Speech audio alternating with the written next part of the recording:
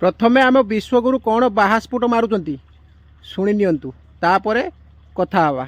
आप मुझे 60 महीने दीजिए, 60 महीने मैं आपको सुख चैन की जिंदगी दूंगा, ये वादा करने आया हूं।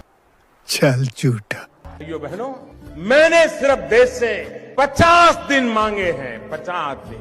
30 दिसंबर तक मुझे मौका दीजिए मेरे भाइयों बहनों। अगर 30 दिसंबर के बाद कोई मेरी कमी रह जाए, कोई मेरी गलती निकल जाए, कोई मेरा गलत इरादा निकल जाए, आप जिस चौराहे में मुझे खड़ा करेंगे, मैं खड़ा होकर के देश जो सजा करेगा वो सजा भुगतने के लिए तैयार हूं। कैसे कैसे लोग रहते हैं यार यहाँ पर। तेलंगाना के भाइयों बहनों, मुझ पर 5 साल भरोसा करो, ज्यादा नहीं कह रहा हूं, 5 साल भरोसा करो। इन्होंने जितना लूटा है ना, मैं आपके चरणों में ला करके रख दूंगा। खोपड़ी तोड़। लक्ष्य है 2047 लक्ष्य है 2047 बेहिया कोठिकार टिके लाज नहीं। एमिति भरोसा करी करी शेष रे भारतवासी हाथ रे थिबो बाबाजी का ठोल्ला।